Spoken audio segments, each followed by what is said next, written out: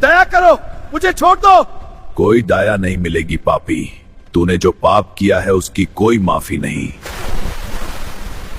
बचाओ बचाओ। दोस्तों, स्वर्ग जाने का अधिकारी कौन और नरक जाने का अधिकारी कौन, ये कैसे तय होता है और कौन तय करता है?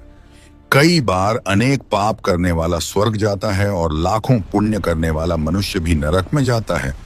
ऐसे कई उदाहरण हमारे प्राचीन ग्रंथों में मिलते हैं।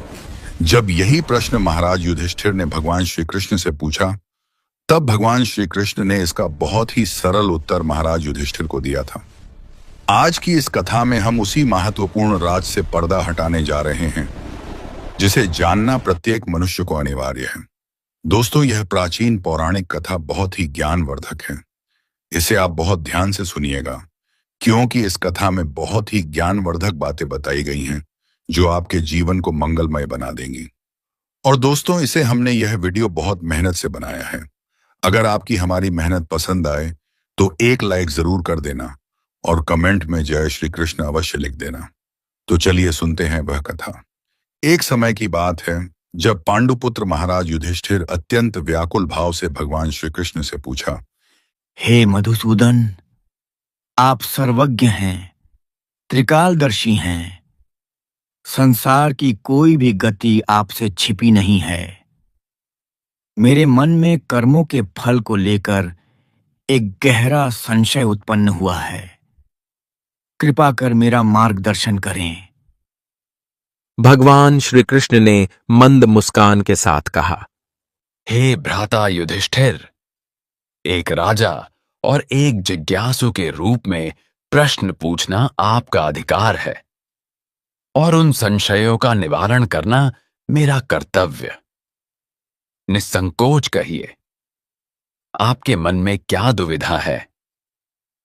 युधिष्ठिर बोले, हे केशव, मुझे यह समझाएं कि अंत समय में यह कैसे निश्चित होता है कि कोई मनुष्य स्वर्ग का सुख भोगेगा या नरक की यातना। इस संसार में मनुष्य का जीवन मिश्रित है। वह अनजाने में पाप भी करता है और श्रद्धा से पुण्य भी। तो फिर परलोक में उनके पाप और पुण्यों का संतुलन कैसे आंका जाता है? क्या वहां कोई ऐसी दिव्य तराजू है जो इन सूक्ष्म कर्मों को तौलती है? यमराज किस आधार पर अंतिम निर्णय सुनाते हैं?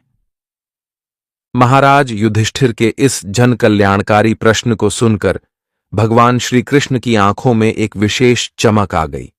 उन्होंने गंभीर स्वर में कहा, हे राजन, आपने मानवता के हित में अत्यंत उत्तम प्रश्न किया है। कर्मों की गति अत्यंत सूक्ष्म और गहन है, जिसे संसार केवल बाहरी कृत्य समझता है। ईश्वर वहां भाव को देखता है। आपके प्रश्न का उत्तर केवल शब्दों में देना पर्याप्त नहीं होगा। इसके लिए मैं आपको एक प्राचीन इतिहास सुनाता हूं। इस वृत्तांत को सुनने मात्र से आपके मन के समस्त जाले छोंट जाएंगे और आपको आपके प्रश्न का सटीक उत्तर मिल जाएगा। युधिष्ठिर भाव विभोर होकर बोले, हे अच्युत, आपके मुखारविंद से ज्ञान की गंगा में स्नान करना मेरा परम सौभाग्य है। मैं पूर्ण एकाग्रता से उस कथा का श्रवण करने हेतु तत्पर हूं। फिर श्री कृष्ण युधिष्ठिर को कथा सुनाने लगते हैं। पूर्व काल की बात है। मध्य देश के एक विशाल नगर में एक ही समय पर 5 मनुष्यों की मृत्यु हुई। मृत्यु के उपरांत वे पांचों आत्माएं यमलोक पहुंची। यमलोक पहुंचते ही जो दृश्य उन्होंने देखा, उसे देख उनके रोंगटे खड़े हो गए और हृदय भय से कांप उठा। उन्होंने अपने जीवन में ऐसा भयंकर स्थान कभी न देखा था। वे एक विस्तृत प्रांगण में खड़े थे, जहां सामने ही न्याय के देवता भगवान यमराज एक विशाल सुनहरे सिंहासन पर विराजमान थे। यमराज का आकार अत्यंत विराट था। उनके मुख पर तेज और भयंकर कठोरता एक साथ दिखाई पड़ती थी। उनका शरीर मटमैले सांवले रंग का था, नेत्र सुर्ख लाल जैसे अंगारे, हाथों में सजा देने का प्रचंड दंड था।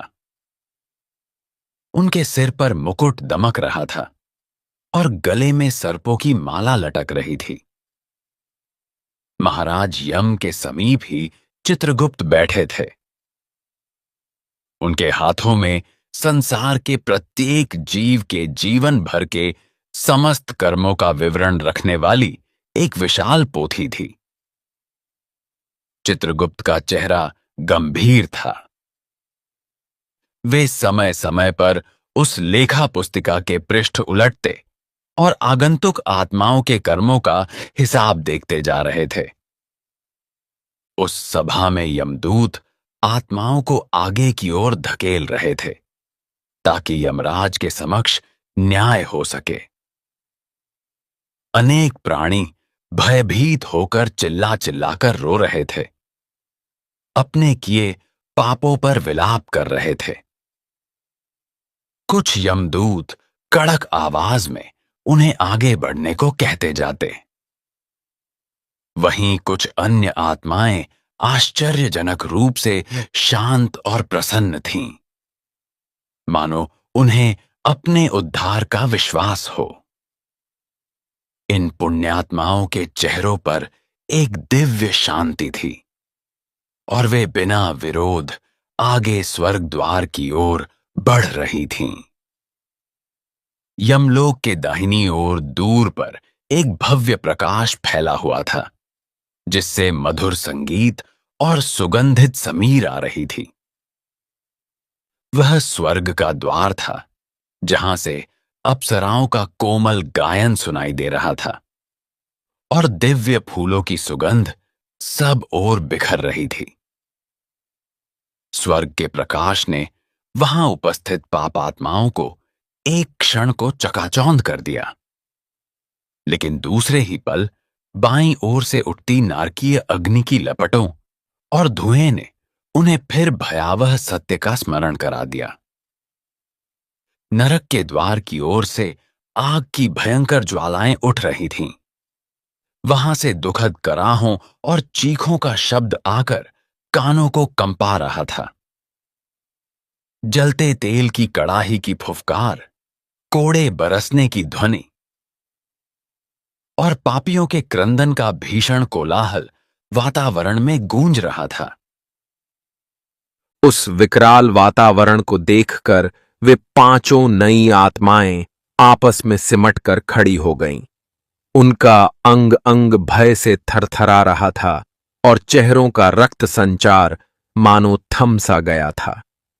पांचों की आंखों में आतंक था और मन में यह प्रश्न कि उनके साथ आगे क्या होने वाला है। कुछ क्षण तक वे स्तब्ध खड़े उस महाभयानक दृश्य को निहारते रहे।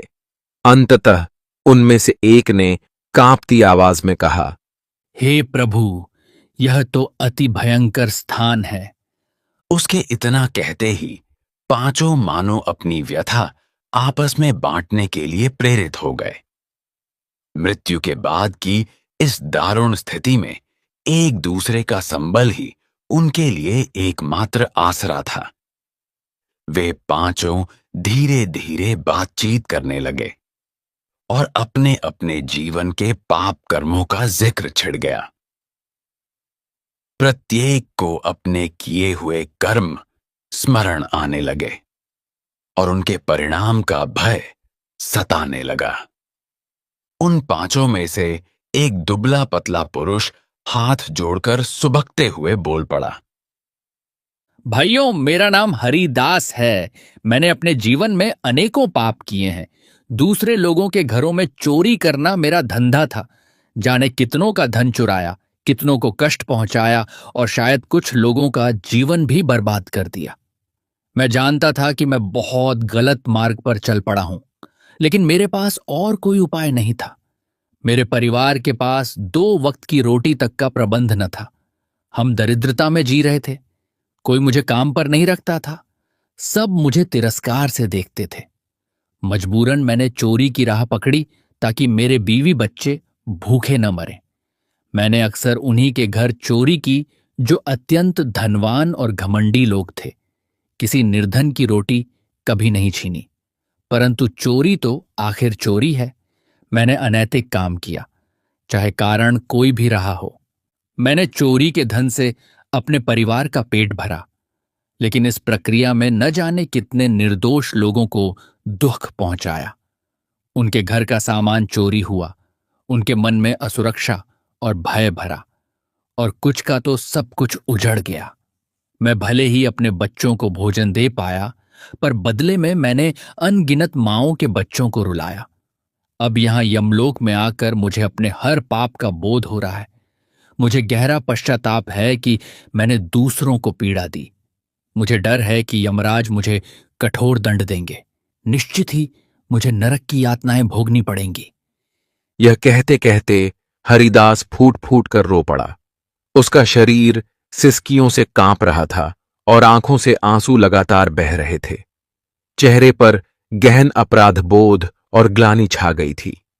हरिदास की करुण गाथा सुनकर बगल में खड़ी एक युवती की रुलाई फूट पड़ी। वह अपने आंचल से आंसू पोंछती हुई भर्राए कंठ से बोलने लगी। मेरा नाम कमलिनी है। आप सभी जानते होंगे कि शास्त्रों के अनुसार वह स्त्री जो अनेक पुरुषों से संबंध बनाए, उसे घोर पाप का भागी माना जाता है और मरने के बाद उसे नरक की यातनाएं भोगनी पड़ती हैं। मैं मानती हूं कि मेरे जीवन में ऐसा ही हुआ है, परंतु मैंने ये पाप स्वेच्छा से नहीं किए। जब मैं बहुत छोटी थी, तब एक दुष्ट व्यक्ति ने मुझे जबरन उठा लिया और वेश्यावृत्ति के अंधकार में धकेल दिया। मेरे सपने तो कुछ और ही थे। मैं चाहती थी कि मेरा जीवन भी सम्मान और मर्यादा के साथ बीते। किसी सुहागन स्त्री की भांति घर संसार बसाने का मुझे अवसर मिले, पर ईश्वर ने शायद मेरे भाग्य में प्रारंभ से ही दुहर लिखा था। मेरी इच्छा के विरुद्ध मुझे सालों तक अपने तन और मन को उन भोगी पुरुषों के हवाले करना पड़ा जो मुझे एक वस्तु से अधिक कुछ न समझते थे। मुझे नहीं पता मेरे इन कर्मों का क्या फल मिलेगा। यद्यपि ये सब मुझसे जबरदस्ती कराया गया, फिर भी जो पाप मुझसे हुए उनका बोझ मेरी आत्मा पर है। मैंने इस पापमय जीवन से बचने की बहुत कोशिश की, पर कोई मार्ग नहीं सूझा। मेरी अस्मिता और जीवन जैसे नरक बन चुके थे जब तक मैं जीवित थी। शायद मरने के बाद भी मुझे उसी नरक अड्डे को भोगना पड़ेगा। मैंने जीवन भर हर दिन प्रार्थना की कि इस नरक से मुक्ति मिले। मैंने कभी किसी का बुरा नहीं चाहा, बल्कि अपने दुख में भी मैंने दूसरों के दुख बांटने की चेष्टा की। जब भी अवसर मिला, मैंने बेसहारा पशुओं और पक्षियों को दाना पानी दिया, घायल प्राणियों की सेवा की। मुझे इन छोटे छोटे पुण्यों से थोड़ी शांति मिलती थी, पर मैं जानती हूँ कि वे मेरे बड़े पापों के आगे कुछ भी नहीं है। मुझे नहीं जात अगले जन्म में मुझे क्या भोगना होगा, किंतु इतना निश्चित है कि इस जन्म के दुष्कर्मों के लिए मुझे नरक की आग में जलना पड़ेगा। मैं अपने भाग्य को स्वीकार करती हूँ, क्योंकि जो कुछ हुआ उसकी क्षमा तो शायद परमात्मा भी नहीं करेंगे। यह कहकर कमलिनी फूट फूट कर रो पड़ी। उसका समस्त जीवन मानो उसकी आंखों के आगे घूम गया हो। वर्षों से सीने में दबा रखा हुआ दर्द अब अश्रुधारा बनकर बह निकला। उसके मन में भरी पीड़ा चेहरे पर साफ झलक रही थी। अब तक 2 कथाएं सुनकर समूह में खड़े एक कठोर चेहरे वाले पुरुष ने गहरी सांस ली। उसके चेहरे पर युद्धों की छाया और हृदय में अपार ग्लानि का भार था। भारी मन से वह बोलने लगा। मेरा नाम सूर्यकेतु है। तुम सभी ने अपने अपने पाप बताए, पर मुझे लगता है कि हम सब में सबसे बड़ा पापी मैं ही हूं। मैंने अपने जीवन में असंख्य जघन्य कर्म किए हैं जिनका प्रायश्चित असंभव है। मैं एक राजा की सेना में सैनिक था। राजा के आदेश पर मुझे न जाने कितने निर्दोष लोगों पर अत्याचार करना पड़ा है। मैंने अनगिनत प्राण लिए हैं। कुछ युद्ध भूमि में शत्रुओं के थे, पर कितने ही मासूम लोग मेरे हाथों मारे गए जिन्हें किसी अपराध के बिना दंड दिया गया। हमारे राजा का स्वभाव अत्यंत क्रूर था। जरा जरा सी बात पर वह कठोर दंड देता था और हमें आदेशा होता था कि बिना प्रश्न किए उसका पालन करें। एक सामान्य सैनिक होकर हमारे पास कोई विकल्प नहीं था। राजाज्ञा का उल्लंघन करने पर तत्काल मृत्यु निश्चित थी और मेरे परिवार का भरण पोषण राजा की कृपा पर ही निर्भर था। अपने प्राणों और अपने बाल बच्चों की रक्षा के लिए मुझे वो सभी पाप करने पड़े जिनसे मेरी आत्मा हर क्षण चीत्कार करती रही। मैंने गांव के गांव जला डाले, महिलाओं और बच्चों को प्राणदान नहीं दिया। जो भी राजा का शत्रु घोषित हो जाता था उसे मौत के घाट उतारना हमारा कर्तव्य बन जाता था। चाहकर भी मैं कभी राजा के विरुद्ध खड़ा नहीं हो पाया। इतना कहकर सूर्यकेतु ने क्षण भर को अपनी पलकें मूंद लीं। उसकी आवाज कांपने लगी। इन पापों का बोझ लिए मैं मुंह छिपाता फिरा। हर रात मुझे उन लोगों की चीत्कारें सुनाई देती थीं जो मेरे हाथों मारे गए। मैं तिल तिल कर भीतर से मरता रहा। जानते हुए भी कि मैं अधर्म कर रहा हूं, मैं उस दलदल से नहीं निकल सका। परिवार के मोह और अपनी कायरता के कारण मैं ये अधर्म करता रहा। मैंने प्रायश्चित में न जाने कितनी बार ईश्वर से क्षमा मांगी, पर मुझे स्वयं को कभी क्षमा नहीं कर पाया। पाप तो पाप है। अब मेरे सामने नरक की आग के सिवा कोई मार्ग नहीं। सूर्यकेतु की आंखों से आंसू टपक पड़े, पर चेहरा कठोर था। वह स्वयं को सैनिक मानता था और रोने से रोकना चाहता था, किंतु हृदय के बोझ के आगे उसकी दुर्बलता झलक ही आई। सूर्यकेतु के पश्चात एक अधेड़ आयु के तेजस्वी किंतु क्लांत चेहरे वाले ब्राह्मण ने बोलना आरंभ किया। उसके माथे पर तिलक का हल्का सा चिन्ह अब भी था, आंखों में गहन पश्चात्ताप की छाया। वह नम्रता से बोला, मित्रों, तुम सब ने जितने भी पाप किए हों, मेरा विचार है कि हम चारों में सबसे बड़ा अपराधी मैं ही हूं। तुम में से कई ने अज्ञानता या मजबूरी में पाप कर दिए, पर मैं तो ज्ञानी होकर भी अधर्म के मार्ग पर चला। मेरा नाम वाचस्पति है। मैं बचपन से ही वेद शास्त्रों का अध्ययन कर पंडित बना। मुझे धर्म अधर्म, सत्य असत्य का पूरा ज्ञान था। सही क्या है और गलत क्या है यह भली भांति समझता था, परंतु फिर भी धन के लोभ में आकर मैंने अपने ज्ञान का दुरुपयोग किया। मेरे परिवार की स्थिति बहुत दयनीय थी। हम अति दरिद्र थे। मेरे पिता वृत्ति के लिए मंदिर के बाहर भिक्षा मांगते थे। बचपन से मैंने निर्धनता का दुहक देखा और हृदय में प्रतिज्ञा की कि एक दिन परिवार की यह हालत बदलूंगा। मुझ में तेज था, विद्वत्ता थी, इसलिए लोगों ने मेरा सम्मान किया। पर धीरे धीरे मेरे मन में अहंकार आ गया और धन की लालसा घर करने लगी। मैंने सोचा कि ज्ञान ही मेरा उपहार और आजीविका दोनों बन सकता है। शास्त्रों में कहा गया है कि विद्या बेचना घोर पाप है, पर मैंने उस चेतावनी को भुला दिया। मैं यजमानों से दक्षिणा लिए बिना कोई पूजा पाठ या शिक्षा कार्य नहीं करता था।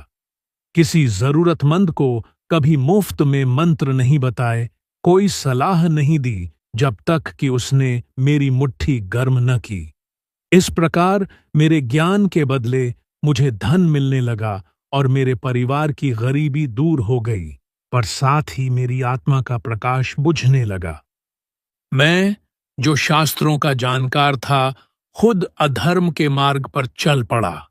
शास्त्रों में स्पष्ट कहा गया है कि जो ब्राह्मण ज्ञान का व्यापार करता है वह मृत्यु के बाद अवश्य नरकगामी होता है। मैंने सब कुछ जानकर भी पाप किया है, इसलिए मुझे यकीन है कि मेरे जैसे पापी को नरक की ही प्राप्ति होगी। तुम लोगों ने जो भी पाप किए, शायद कुछ अनजाने में हुए या परिस्थितिवश, लेकिन मेरा पाप तो पूरी तरह जानबूझकर था। ज्ञानी होकर भी पाप करना घोर अपराध है। इतना कहकर वाचस्पति शांत हो गए। चौथे व्यक्ति की कथा समाप्त हुई ही थी कि पांचवें व्यक्ति, जो अब तक चुपचाप तमाशा देख रहा था, के चेहरे पर एक व्यंग्यात्मक मुस्कान उभरी। वह व्यक्ति एक स्वस्थ, सुडौल एवं समृद्ध दिखने वाला मध्यम वय का जमींदार था। आंखों में आत्मतुष्टि की चमक और होठों पर घमंड भरी मुस्कान के साथ वह ठठाकर हंस पड़ा। बाकी चारों ने आश्चर्य से उसकी ओर देखा। जमींदार ने कटाक्ष भरे स्वर में कहा, तुम चारों तो अपने को बड़ा पापी कह रहे हो, पर असल में पापी हो भी तो। तुम लोगों ने जीवन भर पाप के सिवा कुछ किया ही नहीं, तो नरक में नहीं जाओगे तो और कहां जाओगे? यमराज भला तुम दुष्टों को माफ करेंगे? कदापि नहीं। उसकी वाणी में घोर अहंकार था। उसने छाती चौड़ी करते हुए घोषणा की, यहां मौजूद 5 लोगों में एकमात्र मैं ही ऐसा हूं जिसने सचमुच जीवन भर पुण्य ही पुण्य किए हैं। मैं धनवान किसान महिपाल हूं। मेरे पुण्यों की सूची इतनी लंबी है कि गिनाना मुश्किल होगा। मैंने अपने जीवन में कितनी ही बार पूजा पाठ, व्रत उपवास किए, अनेकों ब्राह्मणों को दान दक्षिणा दी, गौं का दान किया।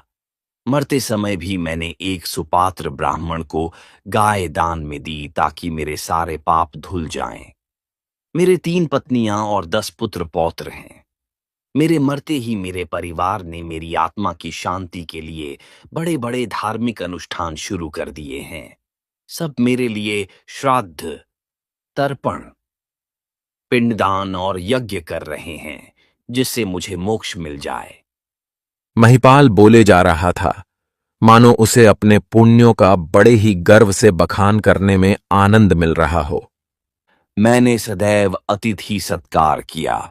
मेरे द्वार से कोई भूखा निराश नहीं लौटा।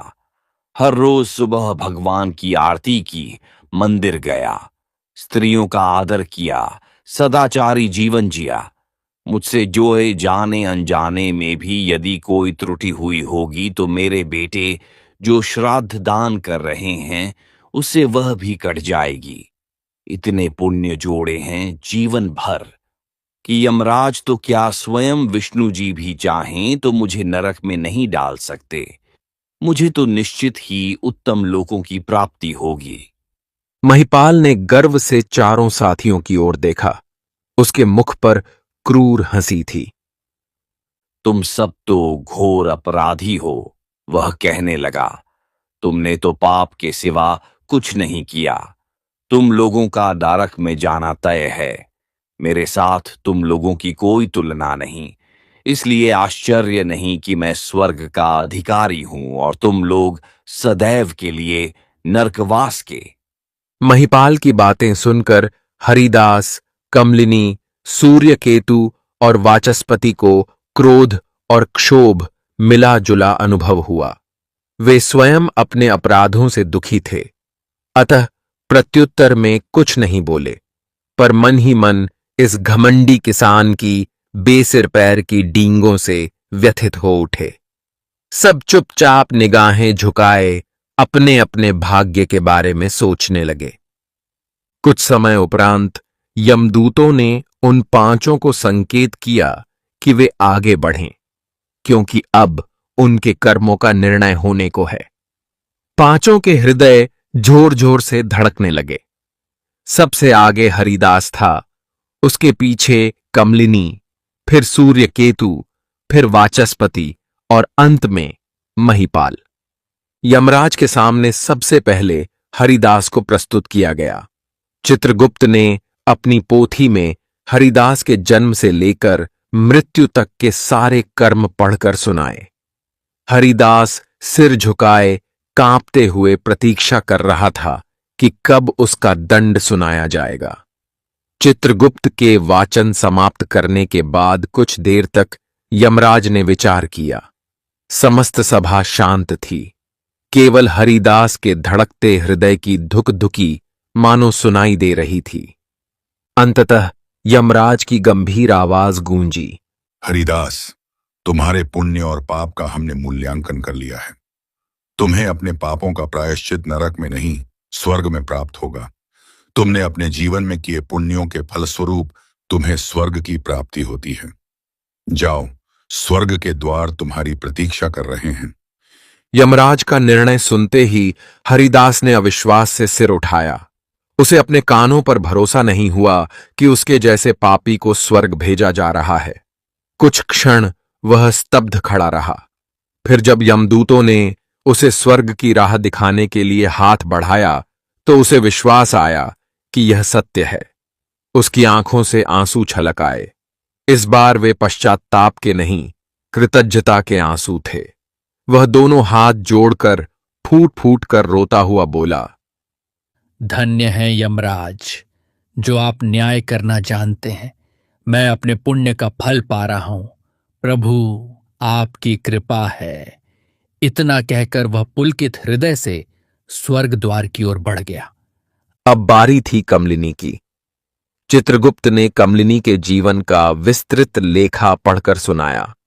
वहां उपस्थित आत्माएं यह देखकर हैरान थीं कि एक वेश्या का लेखा जोखा भी पढ़ा जा रहा है।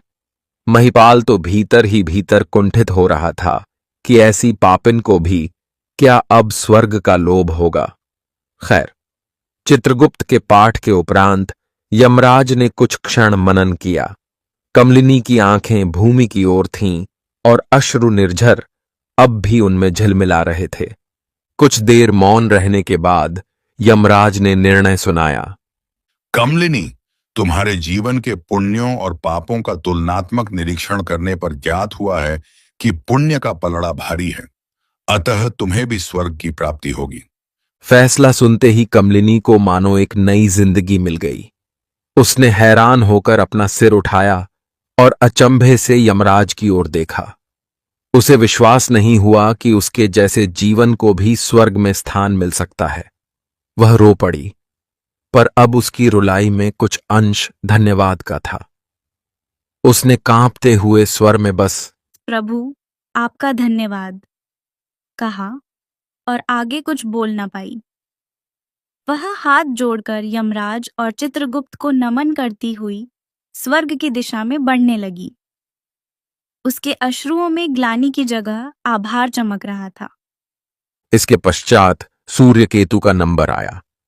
चित्रगुप्त ने उसकी करनी भी विस्तार से सुनाई। सूर्यकेतु अपने मन में पहले ही स्वयं को दोषी ठहरा चुका था और नरक के लिए प्रस्तुत था। चित्रगुप्त ने जब यह बताया कि किस प्रकार सूर्यकेतु ने युद्धों में रक्तपात किया, पर साथ ही कई नेकियां भी कीं, तब महिपाल और अन्य कुछ आत्माएं आश्चर्य से सुन रहे थे। सूर्यकेतु का पाप पुण्य जब तुला पर रखा गया तो यमराज ने निर्णय दिया, सूर्यकेतु, यद्यपि तुम्हारे जीवन में पाप कम नहीं, किंतु तुमने जो जो सत्कर्म किए और अंतर्मन में जो पछतावा जाग हुआ, उसने तुम्हारे पापों का भार हल्का कर दिया है। तुम्हें भी स्वर्ग प्राप्त होगा। सूर्यकेतु ने सिर उठाकर एक बार यमराज की ओर देखा, फिर नजरें झुका लीं। वह भीतर से लज्जित तो था अपने पापों के लिए, पर परमात्मा की न्यायशीलता देख उसका मन श्रद्धा से भर गया। आप बड़े दयालु हैं धर्मराज। वह बुदबुदाया और हाथ जोड़कर विनम्रतापूर्वक झुककर आगे बढ़ गया। एक यमदूत ने मुस्कुराकर उसे स्वर्ग की राह दिखा दी। सूर्यकेतु नतमस्तक होकर उस अलौकिक प्रकाश की ओर चल पड़ा। अब चौथे व्यक्ति वाचस्पति की बारी आई। चित्रगुप्त ने उसका कर्म विवरण पढ़ा। विद्वान ब्राह्मण के जीवन में कई धर्म कृत्य थे और साथ ही ज्ञान बेचने का कलंक भी था। यमराज ने थोड़ी देर विचार कर कहा, वाचस्पति, तुमने लोभवश अधर्म किया, परंतु जीवन में तुमने अनेक ऐसे सत्कर्म भी किए हैं जो लोक कल्याण के थे। उन पुण्यों के प्रभाव से तुम्हारे पाप नष्ट हो गए हैं, तथा तुम्हें भी स्वर्गलोक का अधिकारी घोषित किया जाता है। वाचस्पति को पहले तो अपने कानों पर विश्वास न हुआ। वह सोच रहा था कि उसे अवश्य दंड मिलेगा, पर जब यमराज ने स्वर्ग जाने को कहा तो उसकी आंखें आनंद से भर गईं।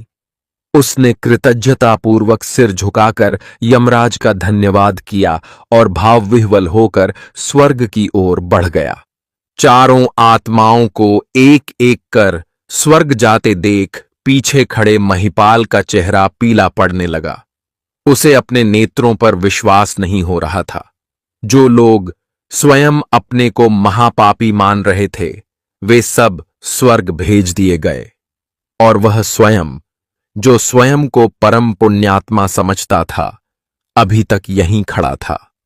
महिपाल मन ही मन कुढ़ने लगा। ये कैसा न्याय है?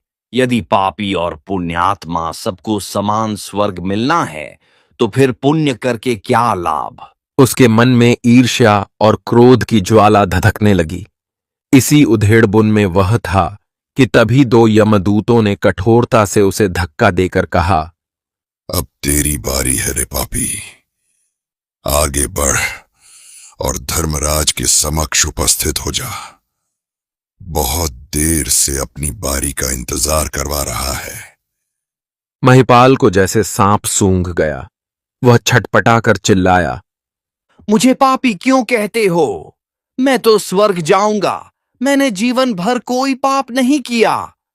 पर यमदूतों ने उसकी एक न सुनी और उसे घसीटते हुए यमराज के आसन के सम्मुख ले आए। यमराज ने क्रोधित दृष्टि से उस घबराए हुए किसान की ओर देखा और चित्रगुप्त से उसका लेखा पढ़ने को कहा।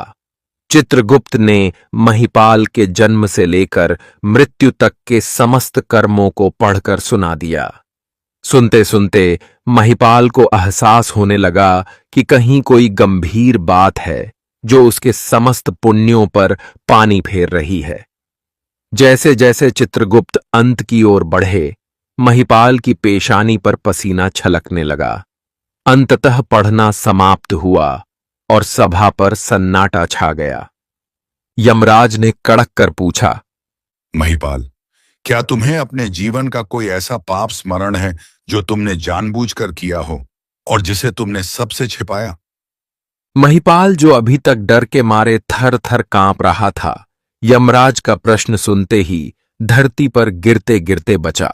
उसकी आंखों के आगे अंधेरा छाने लगा। उसके मस्तिष्क में एक भूली बिसरी घटना बिजली की तरह कौंध गई और उसका चेहरा लाल से पीला पड़ गया। वह हकलाते हुए बोला, हे धर्मराज, मुझसे ऐसी क्या भूल हुई है? मैंने तो सदा धर्म और सत्य का साथ दिया। यदि कभी कोई पाप हुआ भी तो अनजाने में या भूल से। कृपा कर मार्गदर्शन करें। यमराज का क्रोध अब भड़क उठा। उन्होंने सिंहासन पर आगे झुककर कठोर स्वर में कहा, पापी महिपाल, तुम्हारे सभी पुण्यों को नष्ट कर देने वाला एक महापाप तुमसे हुआ है, जिसे तुम स्वयं भी भली भांति जानते हो, पर अब कपटवश अनजान बन रहे हो। तुम्हारा वह पाप उन चारों के पापों के सामने कुछ ऐसा है कि उसके रहते तुम्हारा कोई पुण्य गणना योग्य नहीं। तुम्हारे उसी पाप के कारण तुम्हारा पुण्य फल शून्य हो चुका है और तुम नरक के भागी हो गए हो। महिपाल ने कांपते हुए हाथ जोड़ यमराज से दया की याचना की। हे धर्मराज, कौन सा पाप?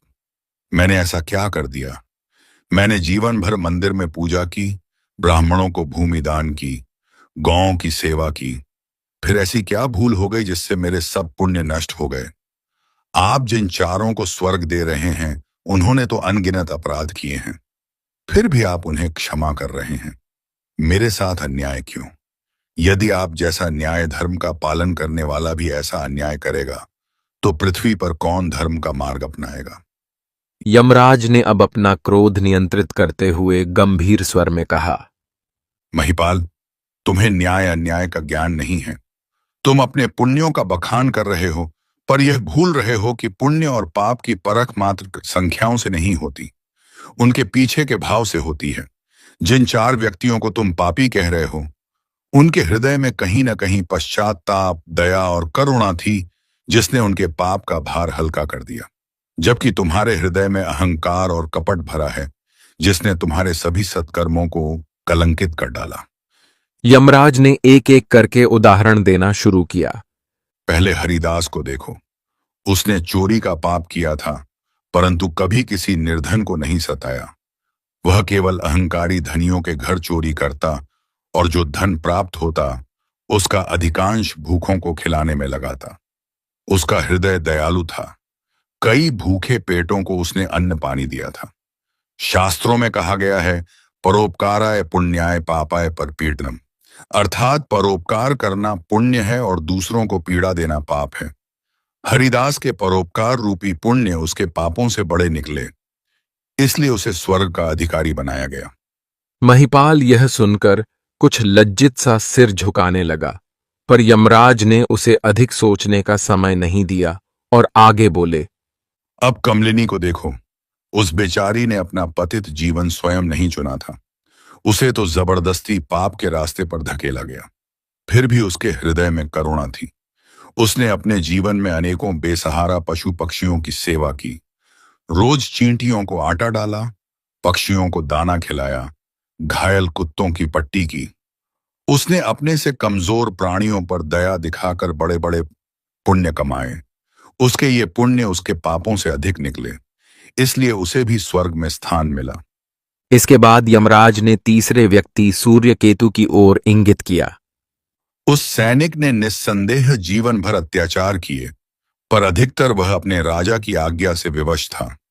उसने कभी अपने मन से निर्दोषों पर वार नहीं किया, सदा राजभय और परिवार के पालन पोषण के दबाव में अपराध करता रहा। इसके अतिरिक्त जहां भी इसे अवसर मिला, इसने दुखियों की सहायता की, कई निर्धनों को अन्न वस्त्र दिए, अनेकों अनाथों की रक्षा की। इसे अपनी करतूतों पर निरंतर पछतावा भी रहा। अतः इसके किए कुछ पाप इसके हृदय में जागी पश्चाताप की अग्नि में भस्म हो गए।